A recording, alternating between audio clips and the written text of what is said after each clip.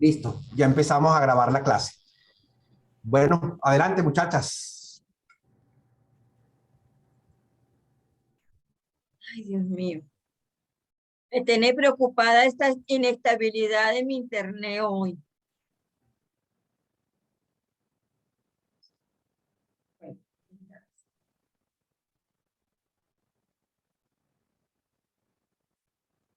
¿Quién va a llevar la clase? ¿Isabel Isabel, o...? sí, empieza Isabel, sí, Vale, Isabel y Sí, Alba. ya. Yo voy a llevar el chat.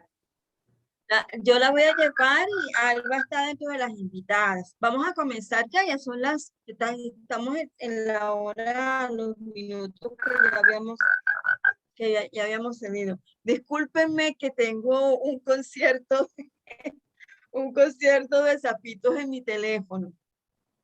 Bueno, muy buenas tardes. Bienvenidas y bienvenidos todos a nuestro noveno encuentro. Nos queda un módulo. Estamos en el noveno encuentro dedicado a la experiencia comunitaria y que se denomina herramientas del cambio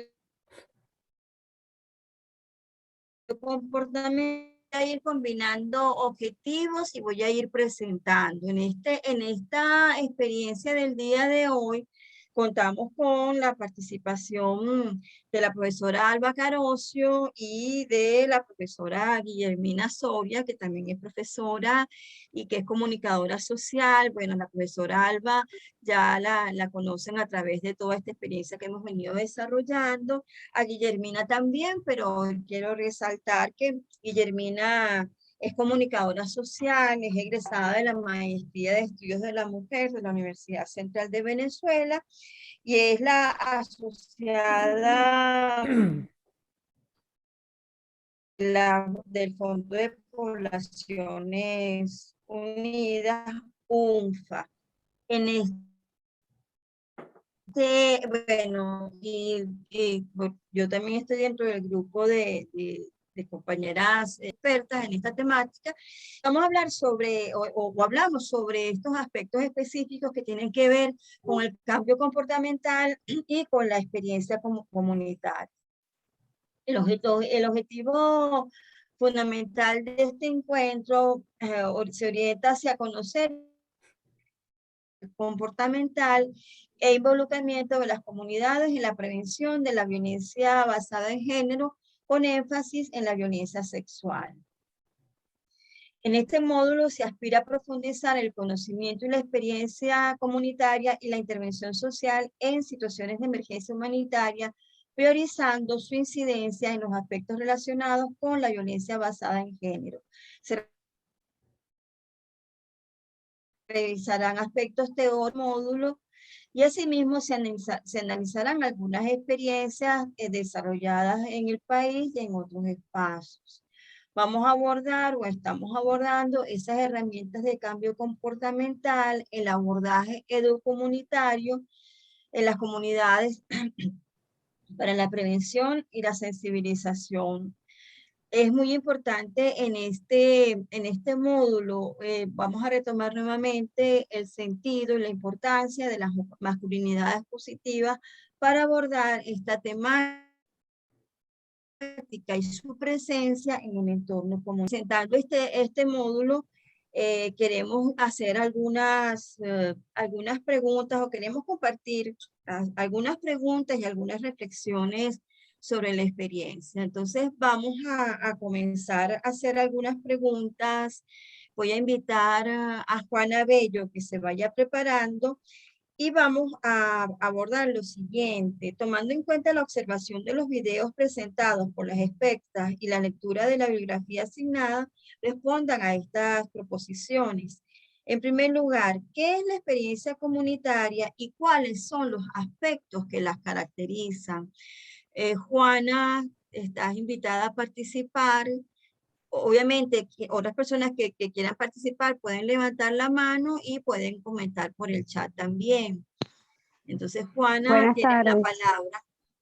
Buenas tardes. Ajá. Bueno, deseo estén todos bien. Por acá un poco, mucho interrupción con el internet, pero espero que se oye con mucha intervención, pero bueno, vamos a tratar de que todo fluya.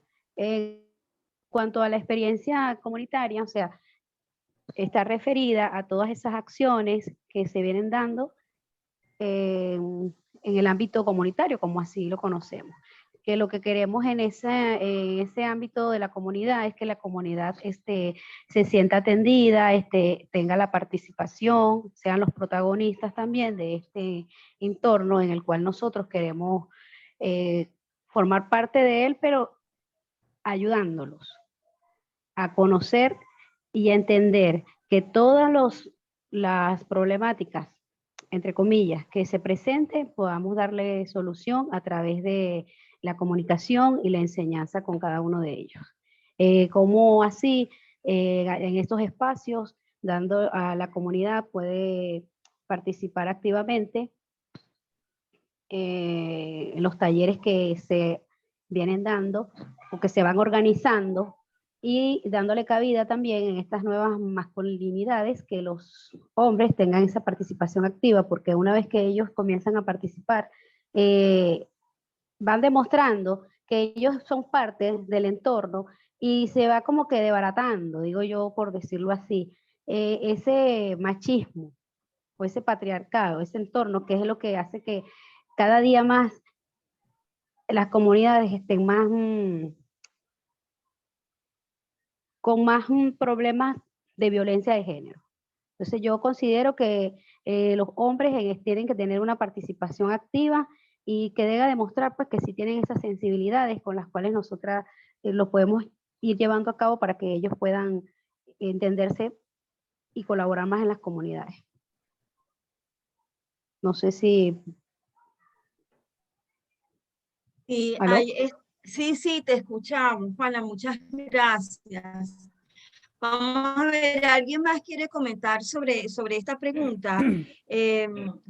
Sobre la importancia de la participación comunitaria y lo que significa en este entorno de la prevención de la violencia de género y en situaciones de emergencia. ¿Alguien más quiere complementar? ¿Quieren agregar algún comentario en voz alta?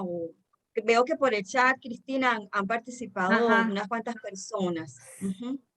Así es, voy a dar lectura. Buenas tardes. Dice Darcy Carrero, son espacios para el diálogo son empáticos, debemos como personas trabajadoras humanitarias y trabajadoras humanitarias, yo no sé por qué me enredo tanto con esto. Es que apoyar la parte activa de las comunidades en los procesos de sensibilización. Ajá. Buenas tardes a todos y todas. Feliz tarde. Ajá, ya va.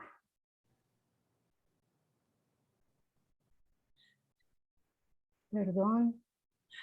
Aquí, bueno, aquí en la intervención anterior de Darcy, ella insiste en un aspecto muy importante, ¿no? Que lo tenemos y que lo resaltaba especialmente Alba, ¿no? Que dentro de la experiencia comunitaria en esta temática debemos profundizar, ¿no? En esa, bueno, experiencia, valga la redundancia, donde se ha naturalizado la violencia de género, ¿no? Hay que trabajar para desnaturalizar esto y trabajar en función de evitar esas masculinidades hegemónicas, ¿no? Con espacios para compartir y para escuchar. Esto es muy importante, ¿no? Bueno, todo lo que se ha dicho. Sí, Angélica Izquierdo dice, el trabajo comunitario y las acciones que persiguen objetivos en común nos hacen tener conciencia de pertenencia. Ajá. Se me pierde el chat. Disculpen. Ya te apoyo yo por aquí. El trabajo comunitario y las acciones que persiguen objetivos en común nos hacen tener conciencia de pertenencia en las comunidades, fortalecer la capacidad de sus integrantes de aprender y desaprender términos y acciones vinculadas a la naturalización de la violencia. Además, teniendo personas formadas y capacitadas, previene la ocurrencia de los hechos de violencia. Aymara comenta, la experiencia comunitaria es un encuentro dialógico y empático que nos permite desnaturalizar la violencia y promover el derecho a la justicia social. Implica una participación activa, implica el desarrollo psicosocial, invita a la participación. Antonio Aguado, son espacios donde se propicia la posibilidad de dialogar de manera muy receptiva a las emociones en el contexto para desnaturalizar la violencia hacia las mujeres, las niñas y las adolescentes, para conversar y actuar con estrategias que fomenten una masculinidad no hegemónica y tiene como fin buscar y promover la equidad de género en la comunidad a través de diálogos, charlas, actividades lúdicas que tengan como fin ayudar a las sobrevivientes a salir adelante, a buscar empoderamiento. Los aspectos que las caracterizan son un espacio a dialogar, una escucha activa, el compartir y el crecer y empoderar a las mujeres. Raiza es un punto de encuentro de las personas con los elementos comunes que pueden problematizar sobre situaciones que le afectan directamente. Permite problematizar dentro del principio de la confidencialidad. El trabajo comunitario permite brindar un espacio que genera una atmósfera de trabajo grupal, fundamental, que persiguen un objetivo de transformación y desnaturalización de lo que conocemos como violencia. Permite a las participantes poder identificar sus situaciones de riesgo, poder volver su mirada hacia sí mismas. Ay, a mí también se me perdió aquí otra vez. Sí. Sí, porque es como en la medida que van entrando, pero esto es, digamos, volver hacia sí mismas, su propia vida y experiencia, de tal forma que se logre ese cambio. Bueno, vamos a dejar el chat hasta aquí, porque han destacado aspectos muy importantes. En primer lugar, la experiencia comunitaria como un espacio para eso, para una puesta en común. O sea, en una experiencia comunitaria todos perseguimos un objetivo que nos relaciona, es un objetivo donde entramos en relación y obviamente pues debería ser un encuentro empático donde nos podamos poner en el lugar de las otras personas, ¿no?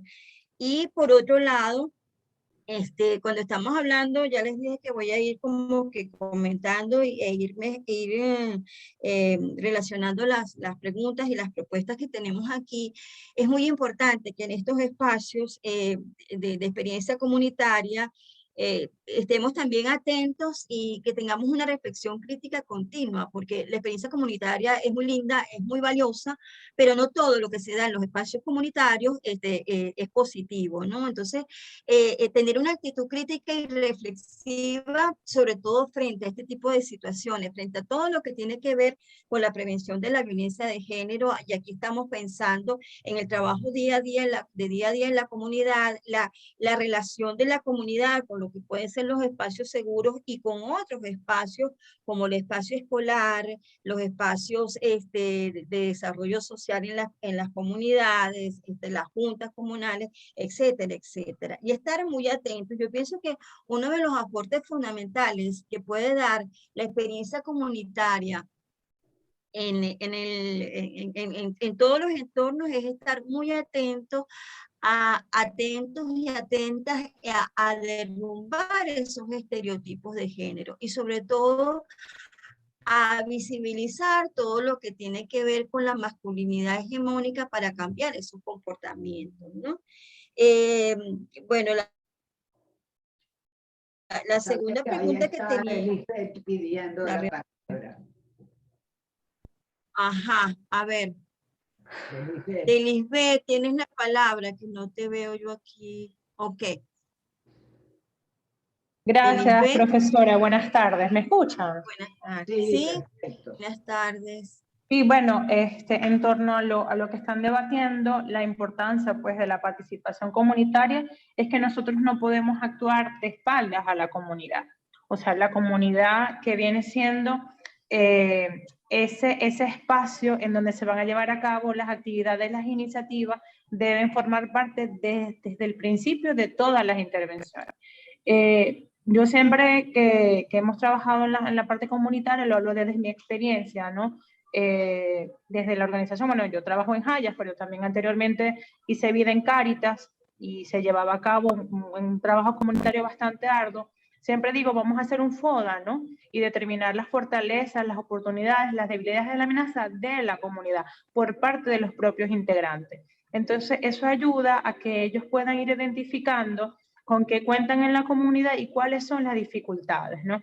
Y eso es muy importante porque nosotros desde afuera podemos ver con mucha facilidad tal vez cuál es la necesidad o cuál es el tema de protección más visible, pero nosotros estamos desde afuera y ellos desde dentro son los que pueden determinar efectivamente cuáles son sus necesidades.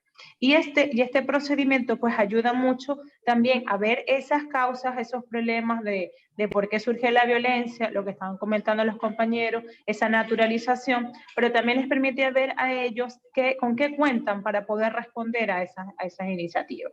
Y es lo que comentaba la profesora Alba en su intervención en relación a no es solamente tomar parte, ¿no? El participar, sino tomar acción y hacer algo en conjunto con los otros, ¿no? Ese poder colaborativo que evita que nosotros ejerzamos el poder sobre como funcionarios o agentes humanitarios que somos externos a la comunidad.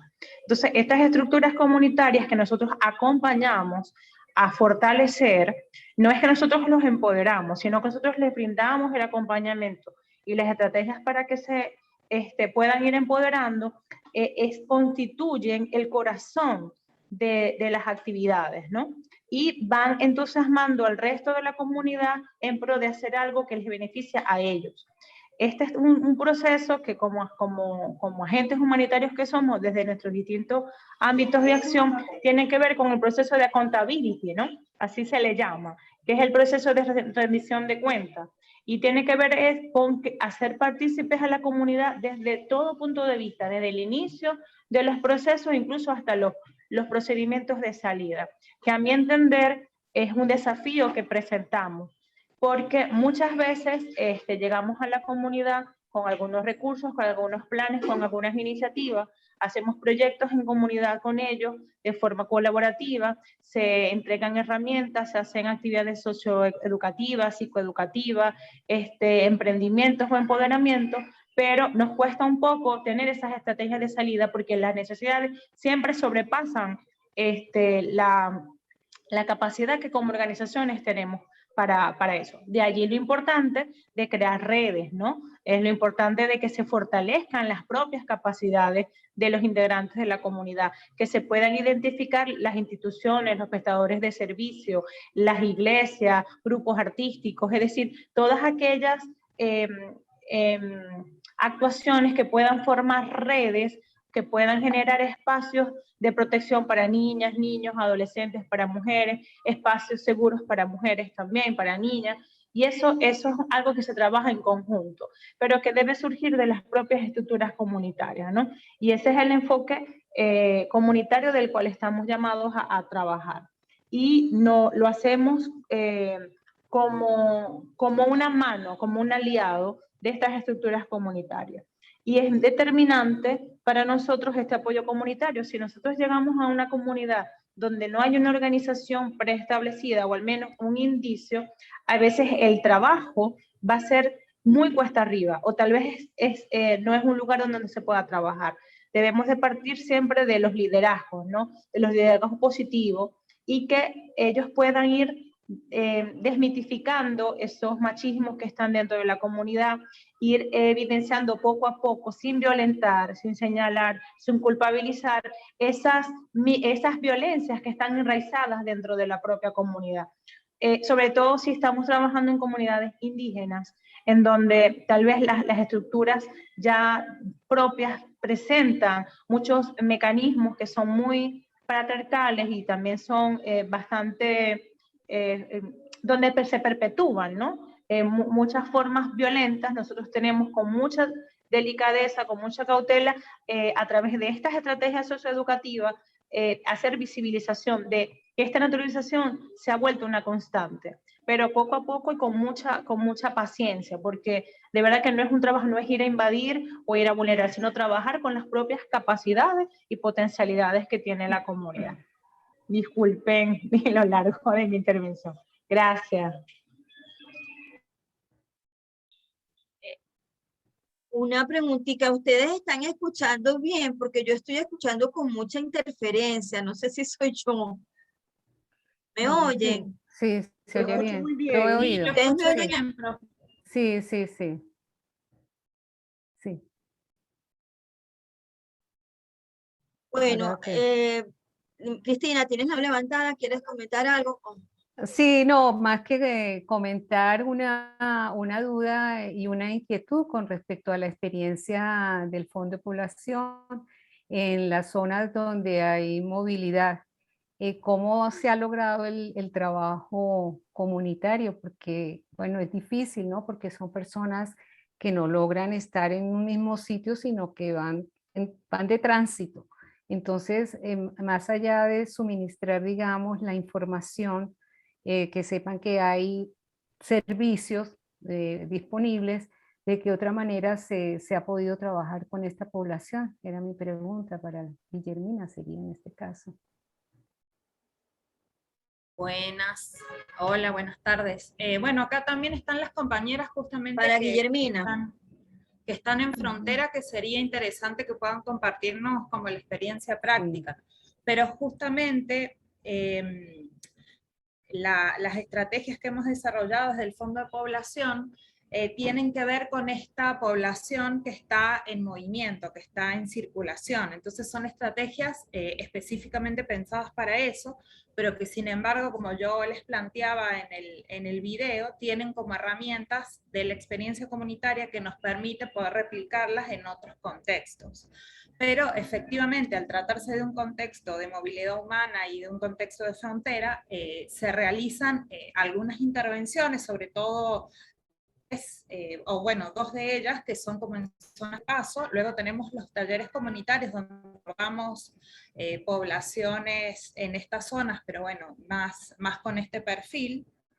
Y luego la otra intervención que también es como de las más flexibles, donde podemos hacer conversatorios, foros, cineforos, donde trabajamos con organizaciones de esas zonas que están realizando también trabajo allí, con fuerzas vivas, con instituciones, es decir, hay como un amplio abanico de opciones donde podemos utilizar las estrategias que vienen como de la experiencia del trabajo comunitario, adaptándolas a contextos específicos. Y creo que eso es como un elemento fundamental al momento de pensar estrategias y al momento de pensar estrategias para abordar poblaciones específicas y para abordar estas experiencias desde lo comunitario, que también ahí lo que señalaban las compañeras, que tiene que ver con, bueno, la empatía, la escucha, y también, sobre todo, me parece como clave, Cristina, en eso, como la lectura del contexto, es decir, que podamos cada una de estas estrategias que estamos desarrollando, poder adaptarlas al contexto y también poder, digamos, identificar de qué manera podemos, lo que decía la compañera anterior, determinar las necesidades y las fortalezas de cada comunidad y poder adaptar lo que traemos como a cada uno de esos contextos. Ahí me parece que sería súper interesante si alguna de las compañeras que está en terreno puede contarnos un poco brevemente cómo es la experiencia, porque, bueno, ahí Mirta levantó la mano. Sería súper interesante escucharlos. Hola colegas, buenas tardes. Fíjense, acá en el estado Táchira tenemos una iniciativa interesante que es el Centro de Atención Integral para Niños, Niñas, Adolescentes y Mujeres, que está justo en la ciudad de San Antonio. Entonces allí tenemos intervenciones tanto de instituciones públicas a través del Consejo de Protección, la Defensoría del Pueblo y algunos apoyos que hace la Cancillería, y además tenemos servicios especializados para mujeres sobrevivientes de violencia de género, lo que nos permite entonces tener un abordaje conjunto y acceder, y que las mujeres que muchas veces llegan por situaciones que se presentan con niños y niñas, tengan también la posibilidad de acceder a servicios especializados para prevenir y responder a la violencia de género, ¿no? Entonces, esa como iniciativa inicial estaba pensada para las personas que transitan, porque está enclavada en el terminal de pasajeros. Entonces, pensando en este flujo de movimientos que se generaban por allí. Pero luego, y a raíz un poco de la pandemia, tiene también una expansión comunitaria que nos ha permitido que la comunidad que está en San Antonio conozca también los servicios y puedan acceder a ellos, o sea, que no se limita solo a las mujeres que pasan al terminal. Y parte de estos equipos entonces han ido desarrollando actividades comunitarias de sensibilización, no solo hacia la violencia de género, sino también de no discriminación frente a esta población que se está trasladando desde el centro del país o desde otros estados hacia los estados, hacia la frontera misma, ¿no? Entonces hay como ese trabajo articulado, no solo con violencia basada en género, sino también con protección de la infancia, y que se da a nivel de comunidades para aceptación también de esta población, para que minimicen las expresiones de rechazo y a veces de discriminación que pueden sufrir también estas mujeres. También ocurre en este territorio de frontera que la movilidad no es así tan rápida como ustedes la están planteando, que las personas vienen, hacen la retorno, sino que hay un grupo importante de mujeres y de familias que se han trasladado, pero que se asientan allí y que se quedan atrapadas de alguna forma porque la intencionalidad era salir del país, pero los recursos económicos con los que cuentan no se los permiten. Entonces, hacen actividades comerciales en Colombia, pero retornan a Venezuela a dormir o es donde pueden tener su asentamiento porque es más accesible económicamente, porque no les sacan, pero hacen esos movimientos pendulares. Y también, exacto, están en movilidad, pero digamos triple, porque se han trasladado desde el país y además se desplazan diariamente a hacer trabajos o a obtener servicios, a veces hasta de alimentación del otro lado de la frontera y retornan. Entonces, con esa población hemos tenido la asistencia con lo que llamamos los kits de dignidad, que tienen artículos de higiene, pero que además los utilizamos como una suerte de gancho, si pudiéramos usar la expresión, y me perdonan la coloquialidad, pero para poder ofrecerles información de los servicios que están disponibles. O sea, y además recuperar desde la higiene, también la dignidad de estas mujeres. Ha sido súper exitoso y muy demandado por las comunidades y además extendido porque hay mucha articulación entre las organizaciones que están allí, hay varias trabajando. Y esa ha sido una de las estrategias que también nos funcionó bastante bien cuando hubo lo de los PASI, que eran los establecimientos que se habilitaban para que las personas que retornaban pudieran hacer sus 14 días de cuarentena. Entonces allí también logramos poder entregarle estos insumos, esta información y además recoger de ella un poco las necesidades y una valoración que daban a este servicio. Encontrándonos en muchos casos con que era un bálsamo para ellas después de unos recorridos muy duros para retornar al país, en el que pudieran ser consideradas, en que se les pudieran ofrecer artículos de higiene exclusivos para ellas. La verdad es que fue una experiencia bastante interesante y que nos permitió recoger mucha información de cómo ha sido ese proceso de migración y de todas las dificultades que ha tenido para ella. La receptividad de las comunidades también las hemos tenido, como decía Guillermina, a través de talleres un poco más que nos permiten estar más tiempo con las mujeres, ¿no?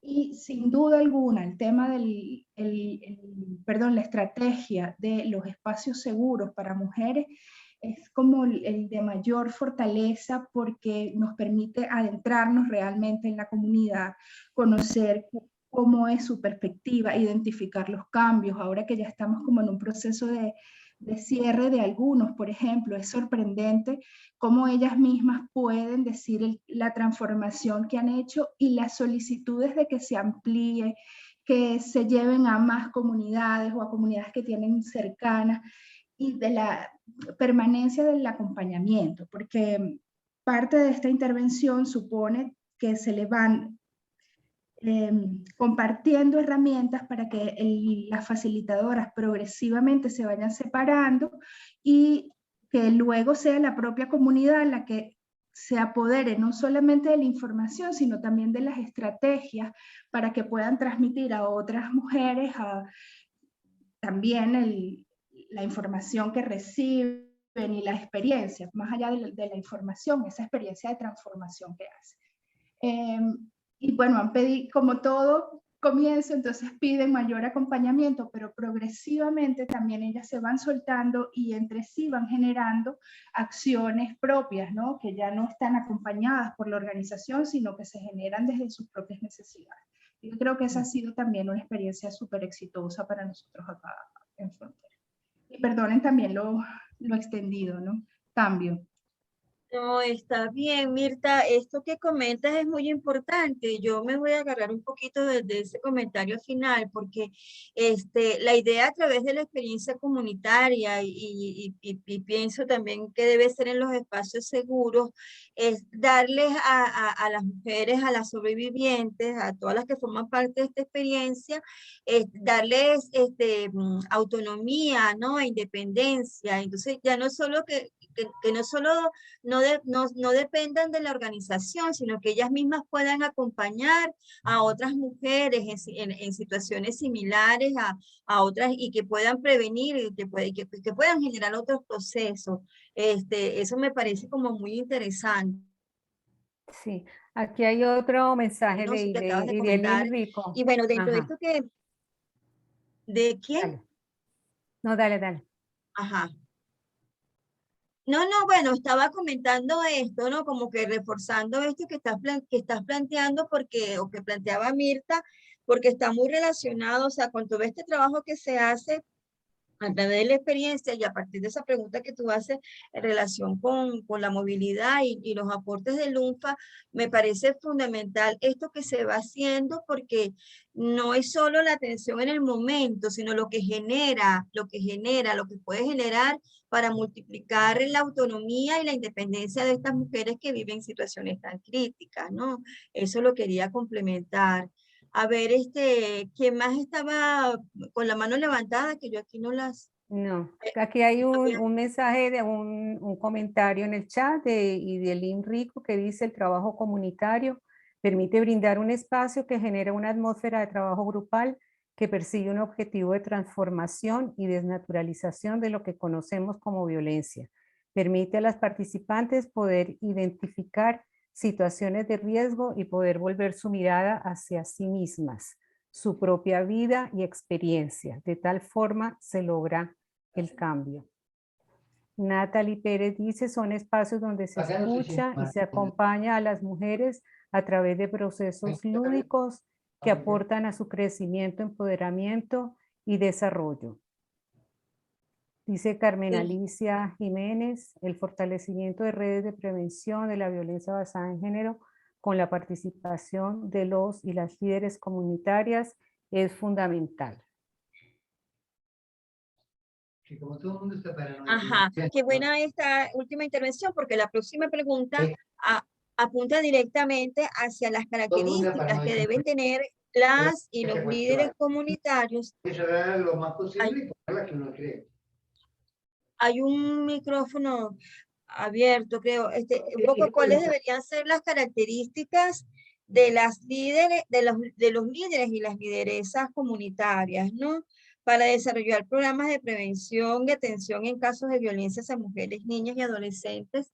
Digamos que dentro de la experiencia de situaciones de emergencia, pero en general, recuerden, obviamente estamos centradas en situaciones de emergencia, pero partimos también del hecho de que hay una emergencia continua y cotidiana que tiene que ver con la violencia basada en género, que la viven niñas, adolescentes, mujeres adultas y adultas mayores, ¿no?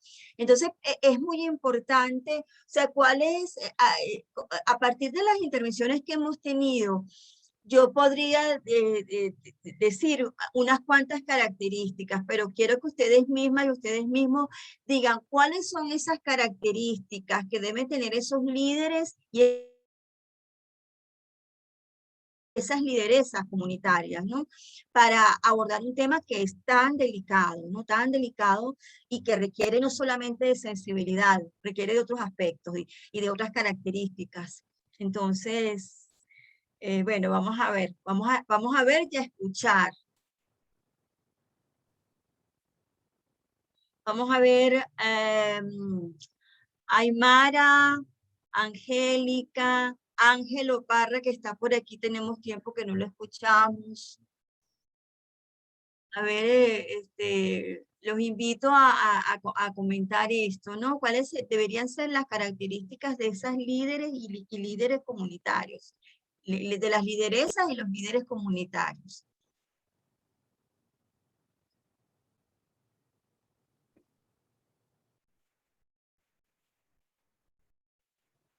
Nada, iremos leyendo el chat mientras tanto, a ver quién...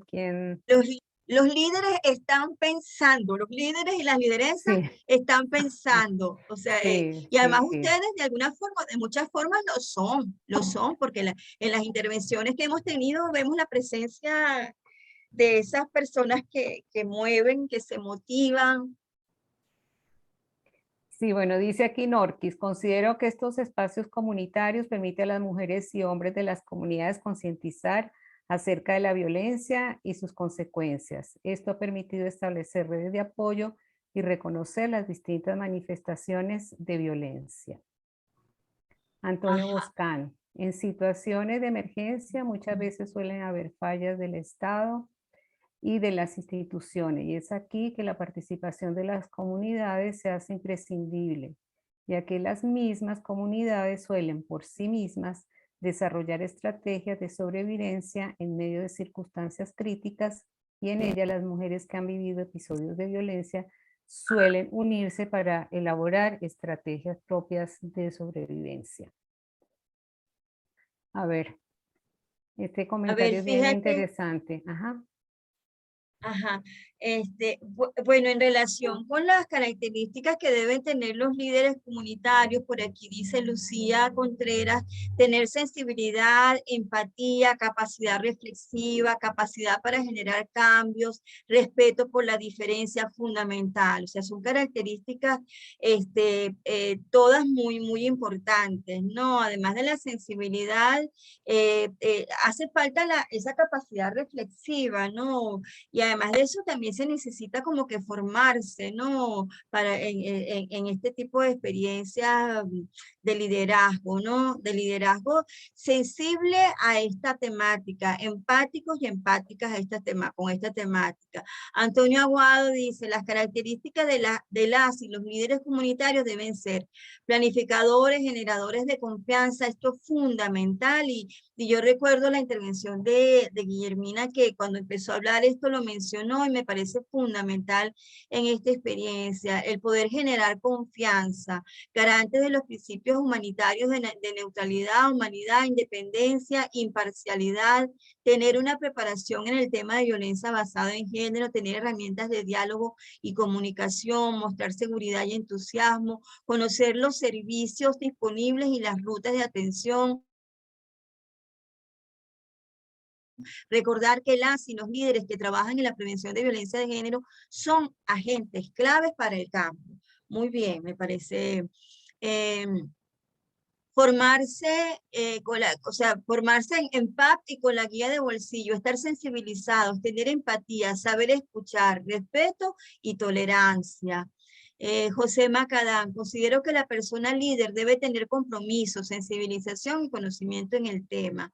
Las lideresas y líderes comunitarios han de ser articuladores entre los diferentes sectores de la comunidad para el reconocimiento, prevención e intervención ante la violencia, generar estrategias adaptadas a las particularidades de cada contexto para una activación efectiva. Desde la experiencia de Tinta Violeta, las lideresas y líderes como protagonistas de este proceso nos han garantizado la conformación de redes comunitarias para el acompañamiento amoroso, como lo llamamos. Esto es fundamental. Es fundamental a mí siempre me ha parecido muy linda esa expresión, ¿no? El acompañamiento amoroso necesario, vital y ser congruente siempre con este acompañamiento amoroso, ¿no? Esto lo dice, ya va, para que no se me, esto lo dice Karina Chacón. Vamos a Aymara Flores dice, integralidad, mostrar respeto a las personas sobrevivientes, ser sensibles a los temas trabajados, responsabilidad social. Y Daylin Rico, también parte de las características mantener y promover una escucha activa, ser flexible, respetar el trabajo y las propias distinciones de la comunidad donde se trabaja, y sobre todo en la primera sesión establecer un buen rapport que se logra por medio de la empatía. Esto es muy importante, o sea, la escucha activa, la confianza, el respeto por las características de cada comunidad. Inclusive podemos llegar a alguna comunidad donde nosotros no, bueno, hay cosas que no nos parecen o que no nos gustan, no podemos llegar de pronto a empezar a cuestionar, ¿no? Sino es conocer, es ser empático, es ponerse en el lugar, y si vemos y compartimos que algo se tiene que transformar en medio de ese proceso, ser absolutamente respetuosos y respetuosas, ¿no? Características de Juana Bello, dice, estar preparados en cuanto al tema, saber escuchar, humildad, confidencialidad. Los liderazgos comunitarios de Idre Carrillo. Los liderazgos comunitarios deben estar sensibilizados sobre el tema, manejar las fortalezas, también deben manejar las fortalezas y las capacidades de respuesta que tienen las comunidades, hacer un mapeo de los servicios para satisfacer las necesidades propuestas en cada una de las comunidades. Carmen Alicia, deben ser asertivos, empáticos, proactivos, receptivos, respetar las diferencias, estar sensibilizados con el tema de género, violencia de género. Gilme Dugarte, también considero que es importante capacitarlos para que solos y con autonomía pueden desarrollar actividades periódicas en sus comunidades. Claro, esta es una de las necesidades a las que tenemos que atender las organizaciones, por sensibilizar y formar a esas lideresas y líderes comunitarios. Ángelo Parra, liderazgo empático, estar preparados en los temas de abordar, estar abiertos, ser respetuosos, capacidad de trabajo en equipo. Es muy importante para los líderes y las lideresas esto, ¿no? El saber o poder trabajar en equipo. Ser proactivos para reconocer sus propias fortalezas y limitaciones, saber cuál es su rol y su alcance como líderes comunitarios. De Idre Carrillo nuevamente, manejar el concepto de confidencialidad y no hacer daño con las acciones realizadas. Ser receptivos a integrar aportes para todos. Promover el empoderamiento, capacidad de poder realizar planificaciones flexibles. Esto también es muy importante. A veces planificamos y de pronto cuando llegamos a la comunidad vemos que la planificación que teníamos se nos cae totalmente porque la realidad nos dice que tenemos que hacer otra cosa y tenemos que ser flexibles con esto. En situaciones de emergencia surgen líderes y lideresas emergentes que también hay que tener en cuenta, es decir, personas que demuestran capacidades organizativas y solidarias en el momento de la emergencia. Esto es muy importante. Entonces, aquí además de la empatía, es una capacidad comprensiva de las personas que faltan, y eso significa lo que decíamos hace rato, se les puede dar autonomía a estas personas e independencia para apoyar en estos procesos. Bueno, aquí hemos tenido una participación bien rica en relación a lo que debe ser un líder, una lideresa comunitaria, ¿no? Y yo creo que vamos a pasar ahora, en este momento. Jorge tiene la mano levantada, Isa. Jorge, No, bueno. Bueno, rapidito, escuchando a Isabel. Tú sabes que yo hice teatro en mi vida y fuimos a una comunidad donde las mujeres eran las que cargaban el agua. Me llamó, sí, las mujeres a una hora salían a cargar el agua, y eso nos parecía a nosotros horroroso, porque decía, bueno, ¿y los hombres por qué no cargan el agua? Pues, entonces nosotros desde nuestra, montamos una obra de teatro y una cosa como para denunciar aquello, que era que la mujer, ¿por qué tenía que cargar el agua y no los hombres? Bueno, toda aquella cuestión que uno tiene montada de que los hombres hacen una cosa y las mujeres otra. Y en realidad aquello no causó ninguna emoción en la comunidad, porque eran más bien los espacios donde ellas se encontraban. Lo que quiero decir con esto es que uno muchas veces tiene que entender a la comunidad en la que se está metiendo, porque hay unos códigos, hay una realidad allí, aunque nosotros lo que queremos es ver las cosas, que ellos vean las cosas de otra perspectiva. También la mirada de uno, pues, tiene que entender que se está metiendo en una comunidad y que ahí hay algunos códigos que seguramente hay que trabajar, pero no es tan fácil meterse en una comunidad. Es lo que quiero decir, que uno cree que se la está comiendo y a veces la realidad pues hay que entenderla y hay que irse metiendo en ella para poder un poco comprender esa situación. Me llamó eso hace muchísimos años, pero una experiencia que uno cree que nada más con meterse en la comunidad uno entendió todo. No, hay que irse como que sumergiendo y ahí haciendo ese trabajo comunitario que no es tan sencillo como uno cree en principio. Vale. Eso que apuntas es muy importante, Jorge. El trabajo comunitario, de entrada, quienes tenemos vinculación con esta temática, nos parece muy lindo y a la hora de desarrollarlo puede ser muy hermoso, pero no es fácil. Trabajar en las comunidades no es fácil y yo pienso que debemos tener conciencia de esto, ¿no? Por eso preguntaba hacíamos la pregunta sobre los líderes y las lideresas, porque es un proceso de revisión continua. Es un proceso de aprendizaje y desaprendizaje continuo, ¿no? De transformación continua. Cuando desarrollamos experiencias comunitarias, no solamente incidimos en la población de la que le vamos entendemos o creemos aportamos, sino que nosotros mismos y como grupo también nos vamos transformando, ¿no? Y esto es importante, eso de tener conciencia de que de pronto hay que cambiar la estrategia, ¿no? La estrategia no está dando resultado, por muy interesante y muy linda que nos parezca, y de pronto hay otras necesidades que no son las que nosotros pensamos debemos atender, sino otras necesidades que van aflorando en el camino, ¿no? Esto es fundamental. Me acordé con esa intervención de Jorge de la película, una película muy hermosa que inclusive compartimos en el CEN en varias oportunidades, La Fuente de las Mujeres, una película bellísima que tiene que ver justamente con este tema. Bueno, miren, hay una pregunta aquí, les voy a plantear el esquema de lo que viene a continuación. Tenemos una pregunta que tiene que ver con la pedagogía de la esperanza.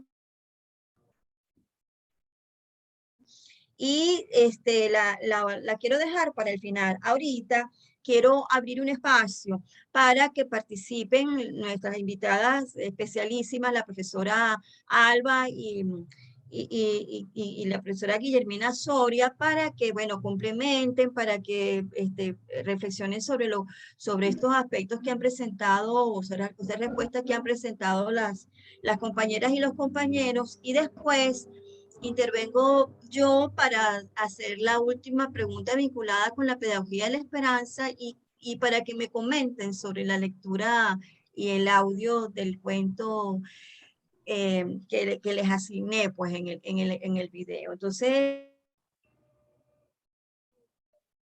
bueno, lo hacemos entonces le damos la palabra a Alba y luego Guillermina unos minutos para que complementen y luego intervengo yo. Alba, somos todas y todos oídos. Bueno, yo lo que quería destacar, creo que todas las intervenciones que se han hecho son muy importantes. Yo quiero destacar la capacidad de liderazgo que tienen nuestras mujeres, las mujeres venezolanas que son mujeres muy aguerridas, ¿no? Muy aguerridas y también acostumbradas. En Venezuela se ha hecho un trabajo bastante fuerte de creación de redes. Y además los procesos de emergencia, que son los procesos actuales, las situaciones actuales de emergencia, estoy de acuerdo con lo que plantea Antonio, ha generado también algunos liderazgos emergentes que salen en los momentos de emergencia. Entonces, yo creo que en esos liderazgos, que son los liderazgos que tienen las comunidades, cuando esos liderazgos son positivos, porque también hay liderazgos que son negativos, ¿no? Se suele hablar de liderazgos positivos y liderazgos negativos. Cuando son positivos, el trabajo comunitario debe apoyarse o debería apoyarse, porque es una puerta de entrada muy importante para las comunidades. Después considerar que comunidad no quiere decir solamente una población asentada en un territorio. Comunidad es una escuela, comunidad es un conjunto de trabajadores y trabajadoras de una determinada fábrica, por ejemplo, o o de una determinada iniciativa productiva. Comunidad son un conjunto de migrantes que viajan juntos, porque justamente la comunidad se va formando ahí. Si hay algo que caracteriza a la migración es la creación de redes comunitarias, porque de una manera a veces no verbalizada, no específicamente aclarada, quienes migran saben que su mejor defensa es ir acompañados y acompañadas, porque el grupo da fuerza. Entonces, eso se puede considerar perfectamente una comunidad. Hay que considerarlo una comunidad, porque se van tejiendo redes, ¿no? Redes que pueden ser de solidaridad, esperamos que no sean redes negativas, sino que sean redes positivas. Eso es lo que hay que justamente plantear. Y quizá una de las mejores prevenciones a la violencia, que además está en todos los libros de texto, es justamente la creación de redes, porque algo que conduce a una situación de muchísima vulnerabilidad para las mujeres y las jóvenes y las niñas es la soledad. Nosotros lo sabemos, creo yo. Lo que pasa es que ahora por ahí lo verbalizamos, pero nosotros lo sabemos desde la más tierna infancia, ¿no? Porque las mismas madres nos decían, bueno, cuando salgas del colegio, ve siempre con las compañeras, ¿no es cierto? Es una medida de protección muy importante, y es una medida de protección que utilizan las mujeres que están en condiciones de movilidad. Entonces, en esas redes de protección también hay que apoyarse para hacer el trabajo humanitario, porque son redes que existen, o que si no existen son fáciles de conformar, porque tienen una lógica, que es la lógica de la protección. Y el otro punto que quería, entonces, bueno, el punto 1 era las redes, y el punto 2 que quería señalar era justamente algo que ya apuntó Jorge, porque es como no forzar demasiado. O sea, hay cosas que no se pueden forzar, no solamente que no son necesidades, sino cambios conductuales que de repente no se pueden forzar de una vez, sino una especie de adaptación muy, muy sutil, ¿no? Voy a contar una anécdota que ocurrió cuando yo trabajaba profusamente con las redes del Banco de la Mujer, con la red de usuarias de Banco de la Mujer. Y bueno, a cuenta de que a las mujeres, bueno, se las empoderaba, se les daba los créditos, qué sé yo, y entonces, bueno, eran las mujeres las que recibían los créditos. A veces se producían discusiones, ¿no?, con las parejas. Y entonces, alguna vez que otra, como eran redes más que nada campesinas, alguna vez que otra, uno de los compañeros sacó un machete, ¿no?, para amenazar a su mujer. Entonces Nora Castañeda siempre nos decía, bueno, no hay que forzar la barra hasta que se saque un machete, ¿no? Entonces, bueno, esas circunstancias, esas son las circunstancias que también hay que considerar. No solamente comprender las necesidades, sino hasta dónde y cómo, ¿no?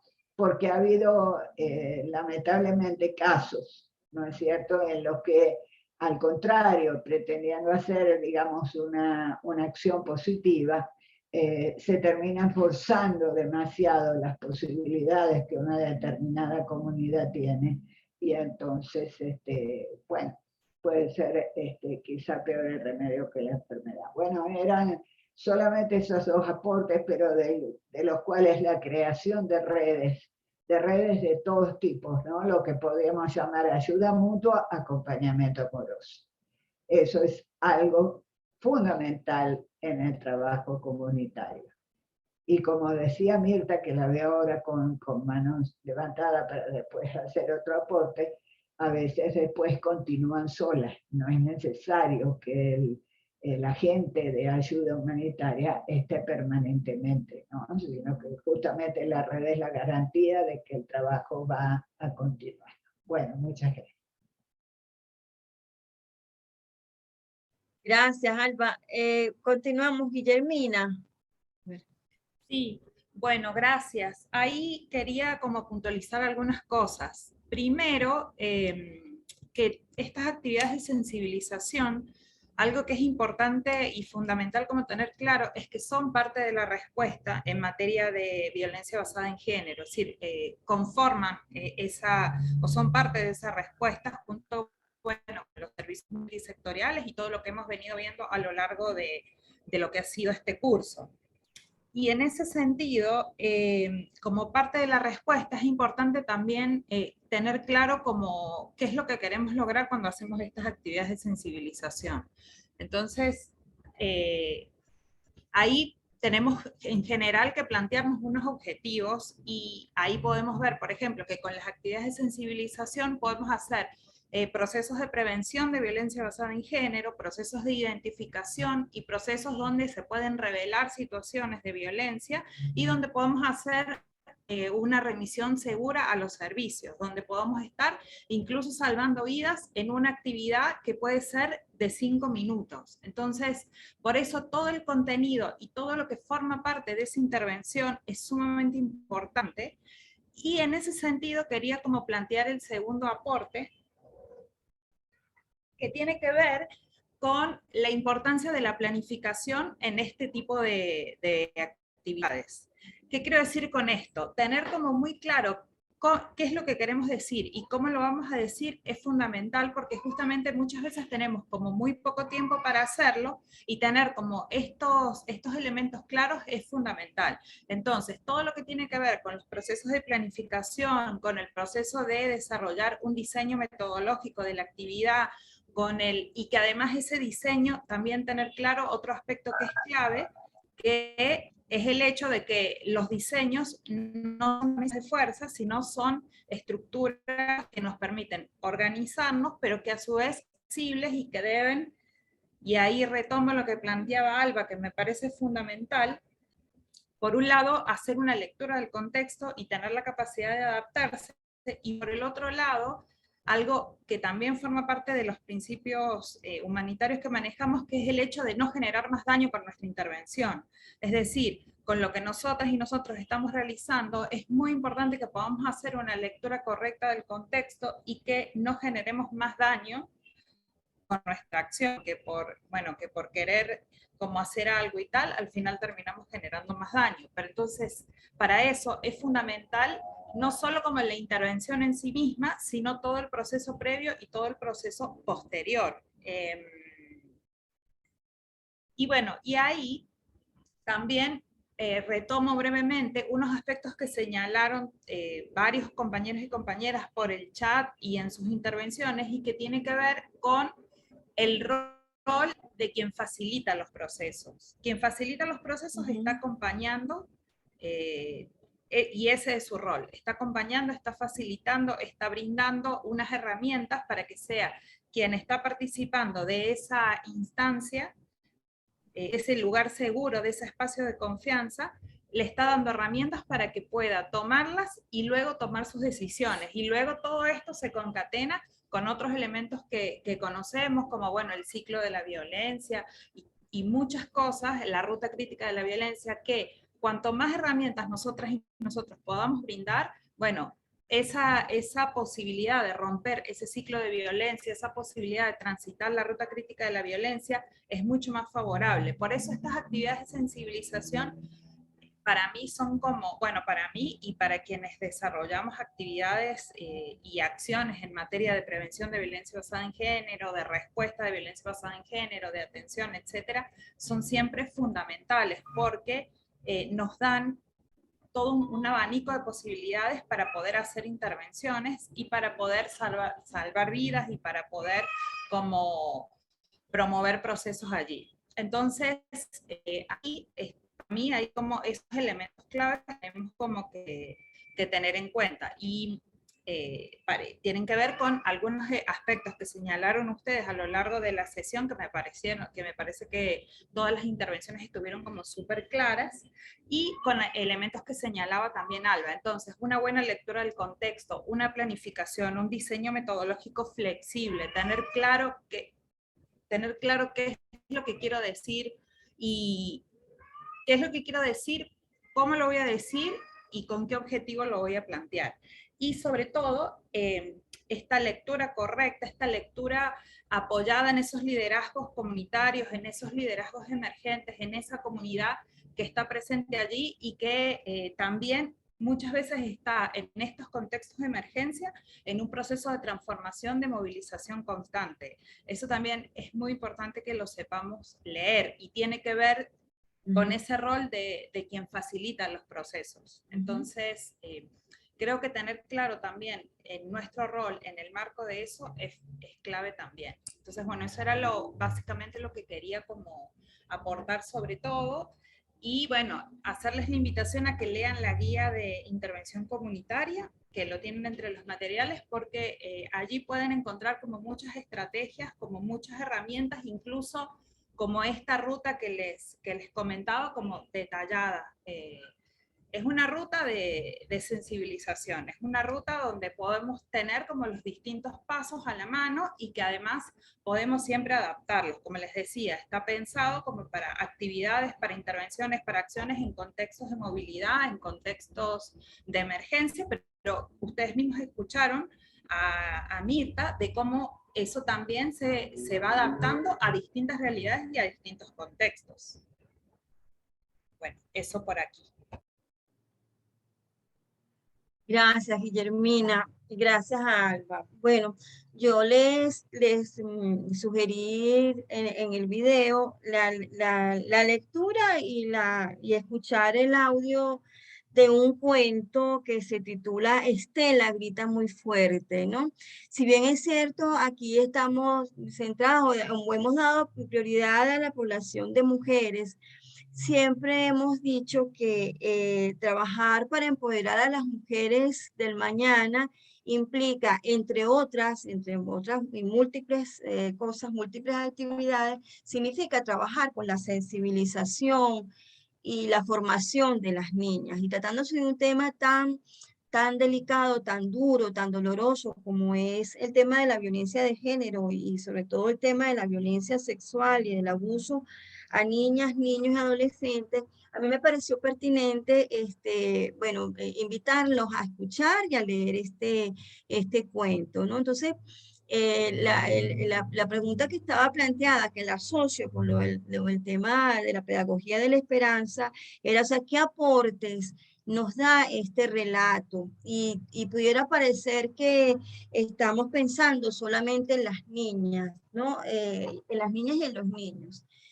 Pues déjenme decirles que no solamente estamos pensando en las niñas y en los niños, estamos pensando especialmente en ellos y en ellas, pero pensamos también en esas madres que viven situaciones bien críticas en los hogares, pensamos en esas madres, en esas tías, en esas hermanas mayores, en esas maestras que tienen que enfrentar en esa comunidad escolar tantas situaciones de niñas abusadas, tantas situaciones de niñas con conductas muy inadecuadas y cuya raíz de esa conducta tiene que ver justamente con el abuso, ¿no? Entonces, me encanta todo lo que hemos encontrado en estas reflexiones, me encantan los aportes de cada una de ustedes, de las participantes el día de hoy, la participación de Mirta, hablando de toda la experiencia desarrollada en Frontera, la incorporación de cada una y de cada uno de ustedes reflexionando sobre lo que deben hacer los líderes y las lideresas comunitarias y la importancia del trabajo en comunidad y el respeto que se debe tener por este trabajo. Y entre ese respeto está justamente lo que dice, bueno, una de las cosas que dice, uno de los aspectos que aporta Guillermina, o sea, trabajar en este sentido y sobre todo tener en cuenta no hacer inconscientemente hacer más daño, ¿no? Producir situaciones inadecuadas. Por eso yo les decía que este cuento es un cuento, es un cuento duro, no es un cuento fácil. Entonces Isabel, yo quisiera... Isabel, perdón. Dice aquí Jorge y Antonio Aguado lo refuerza con la manito, ¿no? Dice, ¿y por qué la cuentacuentos no nos cuenta el cuento? Ah, porque yo les digo, les puedo contar otro. Este cuento se los digo con mucha sinceridad porque yo pienso que tenemos que ser congruentes. Este cuento no lo he contado nunca y es un cuento que me cuesta contar, se los digo con mucha honestidad. Les puedo contar otro cuento si quieren, vinculado con la temática, pero este cuento, ¿saben por qué me cuesta? Y les voy a contar una anécdota. ¿Saben por qué me cuesta tanto contar este cuento? Primero por la temática, porque además he conocido casos que tienen que ver con esta temática. Pero después de haber escuchado y haber visto a Cecilia Uli, que fue una alumna nuestra en el diploma, cuando contó ese cuento y se paró en el salón de clase del diploma y contó ese cuento y después lo contó en la sala plenaria del Tribunal Supremo de Justicia frente a, bueno, frente a más de 60, 70 jueces y ver aquella majestad de esa narradora, pues yo, no se me ocurrió, podía haberle invitado a que nos los contara ella, pero puede ser en otro momento, ¿no? Puedo contarles otra historia, puedo narrarles otro cuento, pero el cuento de Cecilia grita muy fuerte, prefiero reflexionarlo ahorita y no narrarlo. Porque una de las cosas que, hablando de las estrategias, que tenemos que tener muy en cuenta las narradoras y los narradores orales, los cuentacuentos, es eso, el respeto por la audiencia y la valoración de cada temática. Entonces, como yo estoy comprometida con esto, prefiero hablar sobre el texto, sobre el relato. Quisiera escucharles qué impacto les causó, si alguna o alguno de ustedes lo conocía, y escucharlos, pues escuchar los comentarios. Y después les puedo contar si quieren otro relato, otro cuento vinculado con esta temática, con la temática de violencia de género, no específicamente con la temática de violencia sexual, si tenemos tiempo y bueno, y la audiencia lo requiere.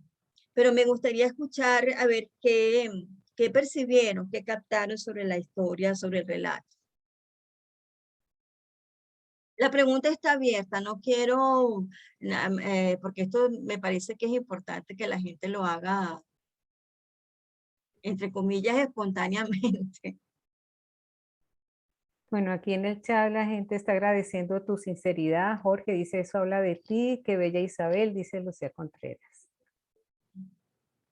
Gracias. Ángelo Parra está levantando la mano. Ángelo, tienes la palabra, Ángelo. Buenas tardes. Buenas ¿Me tardes. escuchan? Buenas Ok. tardes, Buenas Ángelo. tardes. Bueno, de verdad, bueno, escuché el audio y sinceramente me impactó mucho, mucho, mucho, mucho. La historia, logré compenetrarme, creo que logré hasta vivir las emociones de todo, de Estela, de la mamá, de todos los que participaban allí en ese cuento.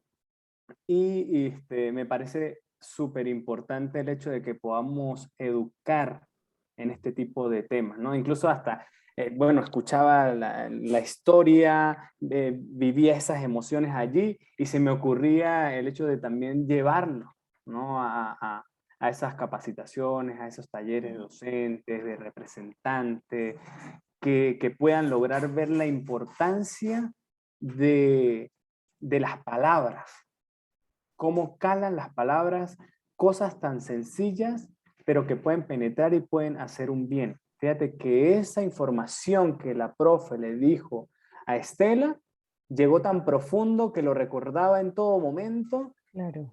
Y, y pronunciaba, se empoderaba. Eso tan pequeño hizo que Estela se empoderara.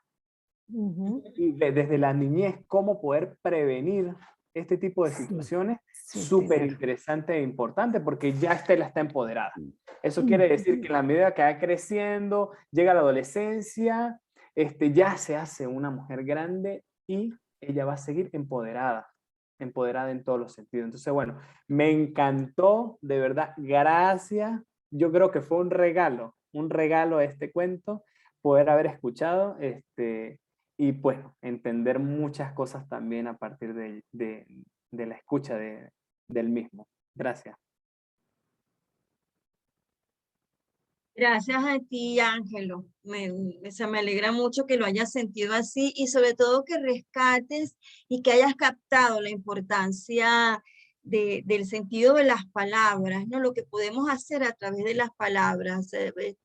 Cuando estamos hablando aquí de estrategias, bueno, podemos hablar mucho y de hecho ustedes han hablado de muchas y todas muy valiosas, muy interesantes, muy necesarias y yo respeto mucho todo lo que ustedes plantean porque ustedes trabajan en campo y eso no es lo mismo teorizar sobre esta temática a trabajar en campo, ¿no? Las dos cosas son muy importantes y tomar en cuenta la experiencia. Yo les traigo, gracias por sentirlo como un regalo, de alguna forma también fue un poco nuestra intención, darles una, entre comillas, herramienta. Yo no digo diferente, porque probablemente lo conozcan algunas y algunos de ustedes, pero hay que ver lo que podemos hacer a través, todo lo que podemos conseguir en una experiencia, en una situación de emergencia, con una estrategia de este tipo, lo hemos trabajado en diferentes contextos a través de la narración de historias, ¿no? En distintos momentos, no solamente en el espacio académico, sino también en el espacio comunitario. Y ha sido maravilloso, o sea, todo lo que podemos decir y podemos transformar, inclusive salvar una vida en el sentido de rescatarla, lo que podemos hacer a través de un cuento es maravilloso. Entonces, me alegra mucho que lo sientas así, de esa manera. A ver, ¿alguien más quiere comentar algo? O en el chat han dicho algo sobre este tema. Sí, dice Idelín Rico, dice, es un cuento muy fuerte, no lo conocía, pero que deja una gran moraleja. Y sobre todo deja una gran moraleja y vale la pena contarlo. Me gustó mucho el cuento como herramienta pedagógica al hablar y librarse de todo tipo de violencias. Sí, bueno, fíjense, cuando yo les comentaba la experiencia, les hablaba de la pedagogía de la esperanza. Esa es una teoría y es una metodología, ¿no? Bueno, no voy a repetir lo que dijimos en el audio, pero tiene que ver justamente con todo esto, o sea, con todo esto de pasar por situaciones muy duras, muy críticas, y frente a esta situación dura y crítica es fundamental ese acompañamiento amoroso, y en ese acompañamiento amoroso es muy importante la creatividad.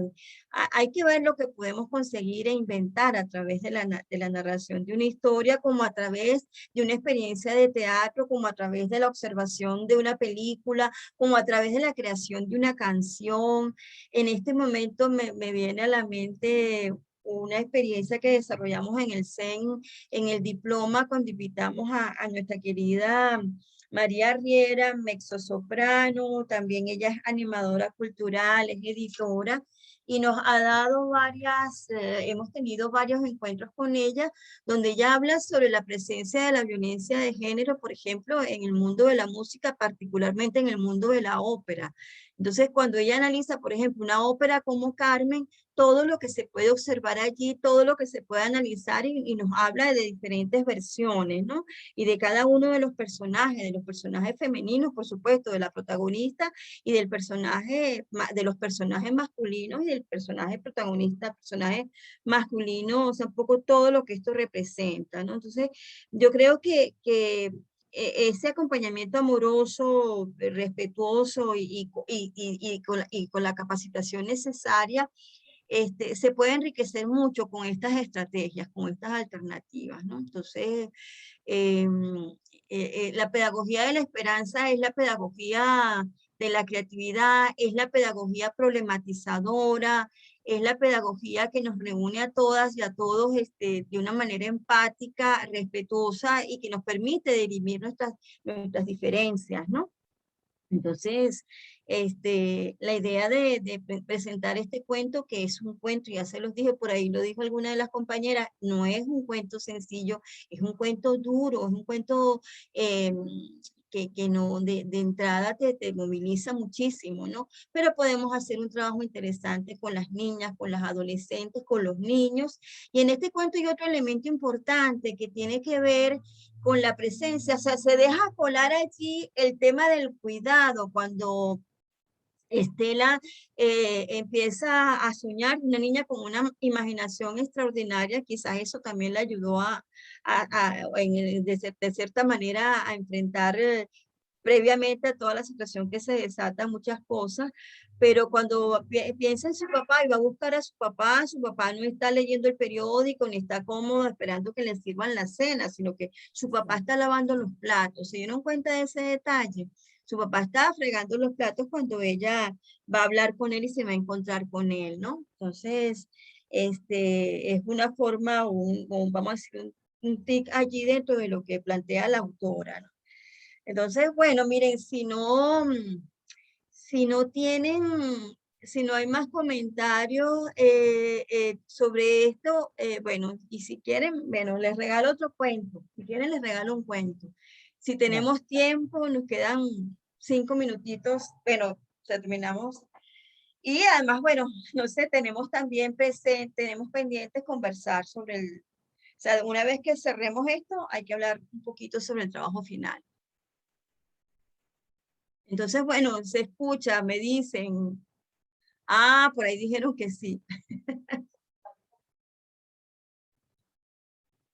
No, claro que sí. ¿Cómo no puede dejar con esa gana de escuchar un cuento tuyo? Natalia Eso es Aguado, como sí, parte de la cosa. claro. No, bueno, yo quería... Miren, me tienen colorada, me estoy Sí, yo sé. colorada, pues. Mira, yo, hablando de pedagogía de la esperanza, bueno, yo creo que en pedagogía de la esperanza hay que hablar de Freire, obligatoriamente. Claro. O sea, ese contacto que plantea Freire con el ser no acabado, porque somos unos seres en permanente construcción. Este es un concepto muy importante. ¿Por qué? Porque nos dice que nos construimos en la medida que interactuamos con el otro, con el no yo, sobre todo con el otro yo que es distinto a mí. Entonces, ese encuentro con el otro, ese encuentro amoroso, además, es un encuentro amoroso, porque no es que yo llevo la verdad, sino que es una construcción con el otro que me va construyendo en una construcción permanente, pero que a su vez es inacabada. Es una cuestión como que difícil, pero es así. En la medida que yo voy interactuando con otro, me voy construyendo a mí mismo. Y por otro lado, plantea él que en las situaciones críticas se activan dos cosas, o la desesperanza o la esperanza. ¿Y qué es lo que permite que se active una u otra? Muchísimas cosas, entre ellas la educación. Si educamos para la desesperanza, se activa la desesperanza, pues. O activamos la esperanza. Fíjense ustedes como una persona que está en una situación límite, la plantea Freire. Freire dice que cuando una persona está en una situación límite, se activa o la desesperanza o la esperanza. La desesperanza es agarrar y lanzarse por una ventana, por ejemplo, y quitarse la vida. Un momento extremo. O en ese momento justo se puede activar la esperanza. Y lo conecto con algo que dijo Alba. El estar en comunidad. ¿Qué es comunidad?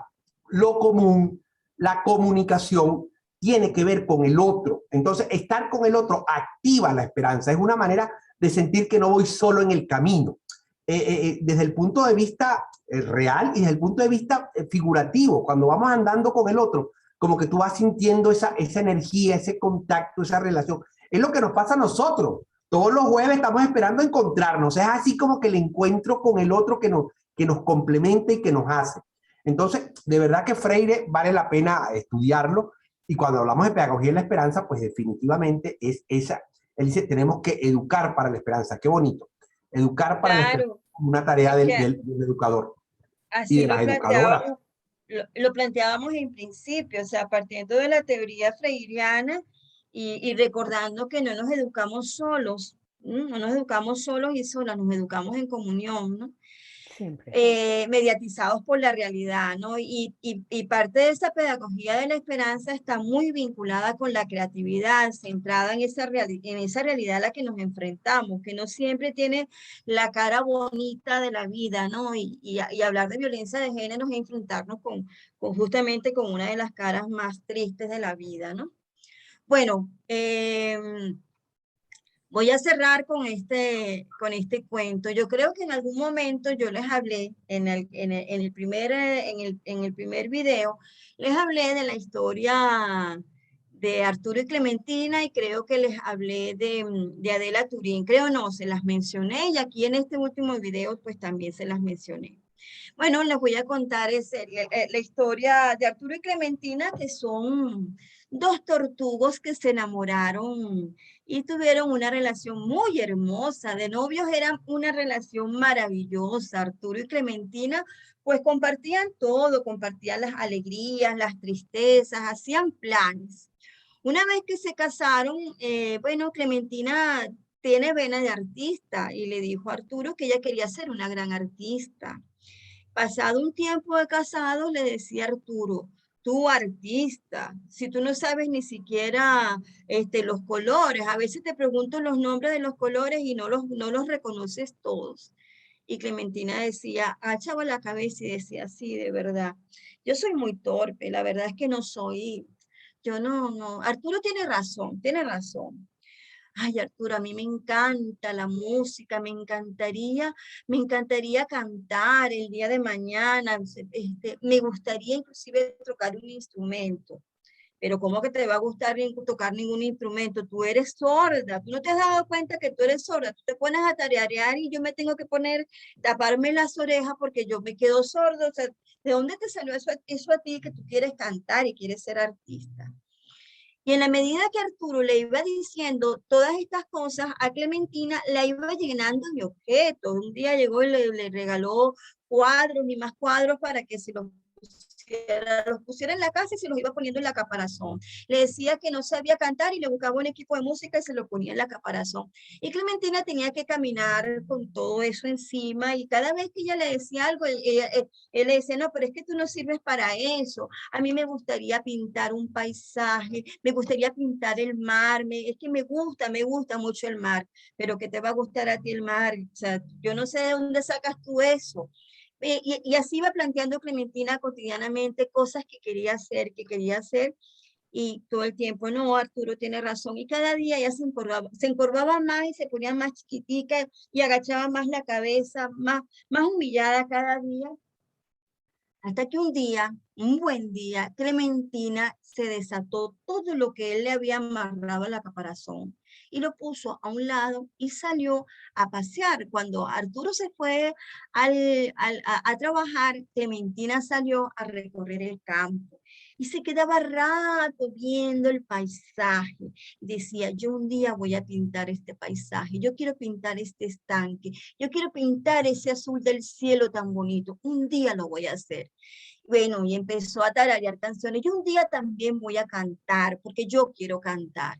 Y bueno, veía la hora, veía el horario y decía, me devuelvo porque tengo que ir a hacer la comida. Y llegaba a la casa y Arturo cuando llegaba y veía que estaba el almuerzo servido y Clementina con una sonrisa plena le decía, ¿qué te pasa? ¿Qué te pasa, Clementina? Nada, estoy haciendo mis quehaceres. Y cada día Clementina salía un rato y veía el paisaje y repetía, voy a hacer esto, yo quiero hacer esto, yo quiero pintar, yo quiero cantar, yo quiero bailar, yo quiero vivir como aquella canción que conocemos todos, ¿no? Ella quería vivir su vida, decía. Entonces, un buen día se fue Arturo para el trabajo y Clementina agarró una maleta chiquitica, muy pequeñita, metió 4 cositas en esa maleta y se fue a vivir su vida. Y cuando Arturo regresó, tocó la puerta porque la puerta estaba cerrada y se fue esta Clementina como siempre. Seguro que salió y dejó las llaves olvidadas. Se fue para quién sabe dónde andará metida y pasaba el rato y me decía, ¿dónde estará esa mujer andariega? ¿Qué habrá hecho? Total que Clementina no regresó nunca y cuando Arturo se reunía con sus amigos le decía, qué ingrata esa Clementina. Yo que le tenía esa casa, pero en su casa no faltaba absolutamente nada. Tenía de todo, qué ingrata es. A ella no le faltaba absolutamente nada. Yo le di mi vida, yo trabajaba para ella. pero es una ingrata, como todas las mujeres, una ingrata, y todos los hombres, todos sus compañeros, pues sentían de verdad que la Clementina es una bendita ingrata. Y miren a su alrededor. Yo quiero que vean a su alrededor, y los que tienen, y las que tienen ventana, se asomen ahorita y vean. Yo tengo una ventana aquí enfrente. Pues miren, yo la estoy viendo, por allí va Clementina. Detrás de mi casa, detrás de mi edificio, pasa una quebrada. ¿No la ven? Ahí está Clementina feliz, acomodadita, viendo el estanque, viendo la quebrada y pintando. Tiene una acuarela. Clementina es independiente y es feliz. Y colorín colorado, este cuento cortito se ha terminado. Este cuento regalo para ustedes. Hoy día de la chinita, especialmente para las maracuchas y los maracuchos. Aquí concluye la historia de Clementina. Pues miren, yo conté ese cuento, lo he contado muchas veces, se lo he contado a niños y niñas, me ha pasado cosas como esta. Un día una muchachita me dice, ay, pero qué antipático ese Arturo, qué odioso ese Arturo. Y bueno, los niños se ríen. Y un día una señora, lo que más me impactó, el momento más impactante contando este cuento, lo tuvimos una vez que Las hijas de Artemisa lo dramatizamos. Yo le hice ahorita una adaptación muy particular a este cuento. Las hijas de Artemisa lo adaptamos y lo contamos en el Museo Alejandro Otero. Y bueno, hubo diferentes comentarios, la gente siempre se acerca cuando uno termina de contar. Pero una señora con los ojos llenos de lágrimas se nos acercó y nos dijo, pensar que ha pasado tanto tiempo para darme cuenta que yo soy una Clementina más. Fue duro. Y al rato nos dijo, pero yo voy a ser como Clementina. Al rato se me acercó y me dijo, yo quiero hacer como Clementina, yo quiero ser como Clementina. Entonces, bueno, con este cuento, cerramos esta reflexión y haciendo una síntesis de la importancia de utilizar distintos tipos de estrategias y sobre todo nuestra síntesis nos lleva a pensar en la importancia de la experiencia comunitaria para apoyar, para tener ese acompañamiento amoroso a las mujeres que viven, a las mujeres, las niñas y las adolescentes que viven que viven este tipo de violencia. Y por supuesto, esto no puede ser algo improvisado, tiene que ser algo que tiene que ser trabajado. Es un trabajo laborioso que pasa por tener esos objetivos claros, por planificar y por tener un acompañamiento centrado en una experiencia y empática. Yo creo que con lo que ustedes han dicho y con el cuento de Clementina, pues bueno, cerramos esta experiencia y bueno, ha sido un placer poder compartirles esta historia con una adaptación muy particular que les hice el día de hoy para el momento en el que compartimos, ¿no? Aquí hay muchos aplausos en el chat, dicen que un cuento muy reflexivo, muchas gracias, todo el mundo agradecido. Gracias, bueno, gracias. No sé los que vieron a Clementina o no la vieron, pero yo me asomé por mi ventana para verla y también la vi.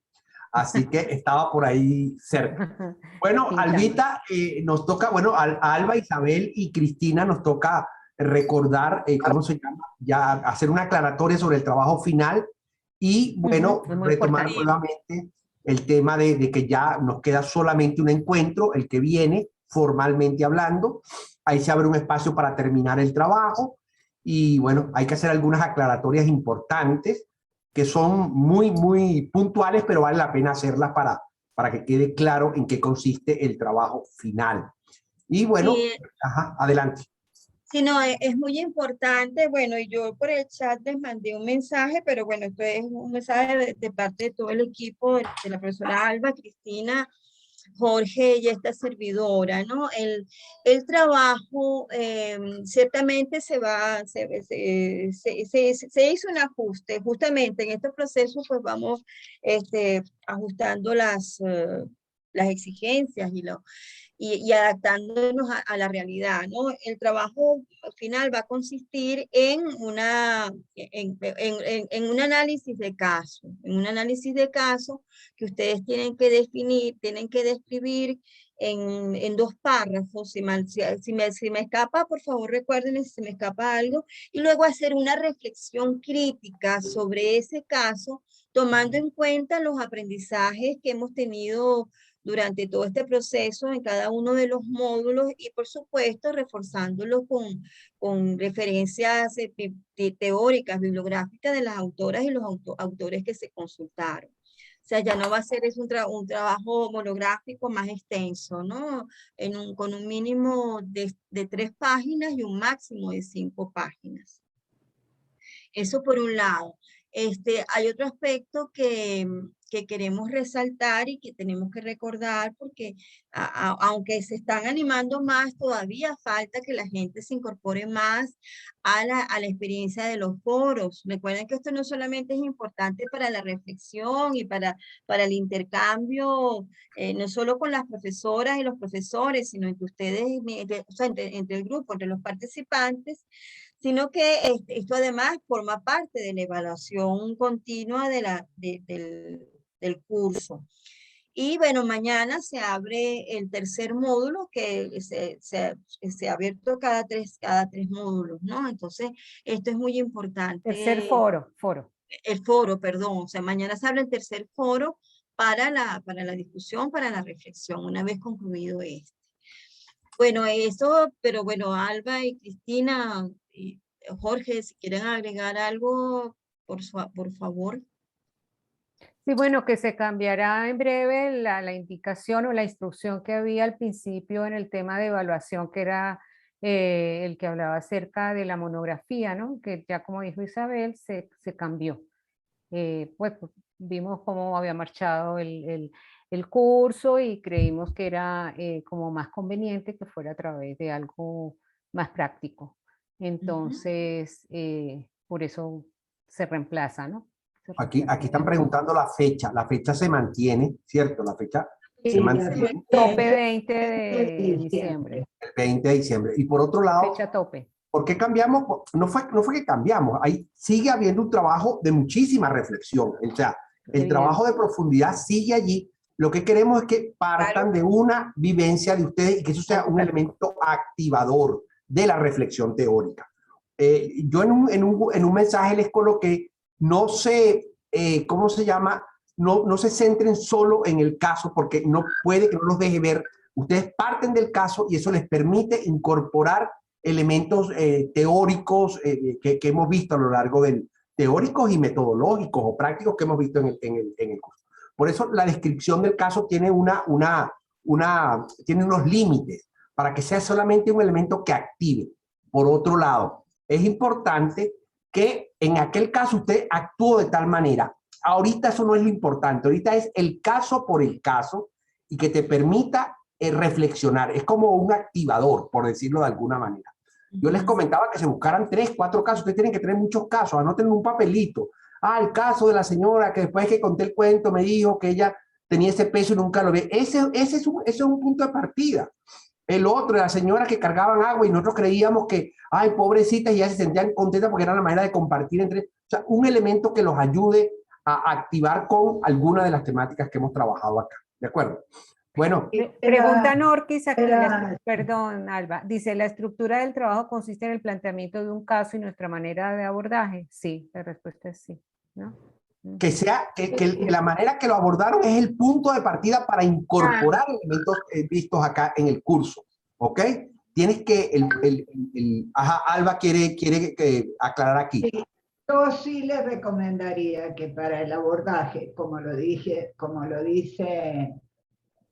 Jorge, no se trata de cómo lo abordaron en ese momento, sino cuáles son las aplicaciones de lo que hemos visto durante las 10 sesiones que están aquí, ¿no es cierto? El abordaje de sobreviviente, el enfoque comunitario, qué sé yo, cómo ustedes abordan o abordarían ese caso. Claro, de acuerdo a lo que he visto en el desarrollo de de este curso. El curso, porque la idea es esta, o sea, que puedan aplicar lo aprendido en el proceso, o sea, no es solo quedarse con el abordaje, que obviamente ustedes tienen, como lo decíamos hace rato, una experiencia muy importante en este sentido, sino, o sea, dentro de lo aprendido en el curso, ¿qué incorporarían? O sea, un poco, esa es la idea, ¿no? Y por supuesto, basándose en las reflexiones que hemos tenido y en la lectura de la bibliografía recomendada. No se amarren a cómo actuaron. Atentos a esto. No se amarren a que yo lo hice así, no. Usted presente el hecho y a lo mejor hoy día, después de reflexionar, actuaría de otra manera. O sea, tú dices, bueno, no se centren que yo hice esto, que el otro hizo. No, no, no. Plantean el caso e inclusive lo pueden reconstruir a la luz de la teoría. ¿Okay? Eso es lo que implica la reflexión crítica. Eso es. Digo, nosotros vale la pena que pregunten porque a lo mejor nosotros lo tenemos muy claro y bueno, el ejercicio de ustedes. En un punto de partida, que es un caso vivido por ustedes, no se focalicen en cómo actuaron, qué hicieron, no. El caso. Una señora que le pegó a su esposo, no sé qué, llegó, y dejan el caso ahí y empiezan a incorporar elementos de la teoría y de la práctica. En realidad, el caso es una excusa para reflexionar. Eso es lo que es el caso. Es un artificio que pusimos para que empiecen a meterse los materiales, los autores, los esquemas que hemos trabajado a lo largo de estas 10 semanas ya, que prácticamente pues están terminando. Y ya nos queda una semana, parece es correcto, mentira. Es correcto. Una semana. Bueno, también les recomendamos, o sea, por la vía del chat o por aquí mismo en el espacio que tenemos en la plataforma, pueden plantear inquietudes, preguntas y bueno, y si quieren, es muy bueno, no lo dejen, recuerden lo que les decíamos la semana pasada, no lo dejen para última hora porque también podemos cometer entre comillas, el error de pensar, no es un trabajo corto. Los trabajos cortos son los más difíciles. Los trabajos cortos que requieren síntesis no son tan sencillos. Por eso es bueno que se vayan como que poniéndose en situación para elaborar ese trabajo y hagan las preguntas necesarias. Pues. Mira, aquí me está preguntando Lucía, dice, profe Jorge, el encuentro síncrono del jueves pasado está montado en el módulo 9. Eso tiene que ser un error mío. Dejen que lo corrija. Eso es un error mío. Entre tantas cosas, recuerden que la semana pasada yo estuve más loco. O sea, no loco, más loco. Entonces, seguramente lo coloqué donde no era. Tranquilo que yo ahorita lo guardo donde es. Gracias, Lucía. Sea, entramos al módulo y lo que vemos, bueno, es muy lindo recordar la experiencia de ese módulo, ¿no? Y escuchar la canción de entrada. Sí, aquella de... Primero mujeres y después resistiré. Exactamente. Bueno, aclarado todos estos aspectos, bueno, procedemos. Mañana abrimos el módulo 10. ¿Sí? ¿Cierto? Sí. Entonces, bueno, se abre además el foro número 3. O sea, ya hay que dedicarle a cerrar esto definitivamente porque ya hay que escribir, estamos culminando. Ya hay que, como decía aquel señor, escribe que algo queda, escribe. Bueno. Que algo, mucho quedará. Bueno, chicas y chicos, nos vemos la próxima semana. Bueno, chau. Pórtense bien. Se les quiere mucho. Chao, Guillermina. Ya vi que me mandaste algo por ahí. Chao, Guille. Chao, Alba. Chao. Saludos. Chao, cuídense. La foto de... Chao, Karina. Chao, Karina. Violeta, un abrazo. Norquis, Mirta, un abrazo. Chao. Lucía, Ángelo, Odra, Raiza, Deildre. Yo no sé cómo se pronuncia el nombre de ella. No se asomaron hoy, no pusieron las cámaras hoy. Sí, Deirdre, me imagino yo. Deirdre, así tal cual. Así como lo dije. Muy bien. Aymara, un abrazo. Natalie, ya Odra la saludé. Antonio. Bueno, nos vemos el jueves que viene. Y se salió de una vez, ¿cómo se llama? Alba salió rapidito. Bueno, un abrazo, muchachas. Cuídense mucho. Un abrazo para todas. Chao. Adiós. Un abrazo. Chao.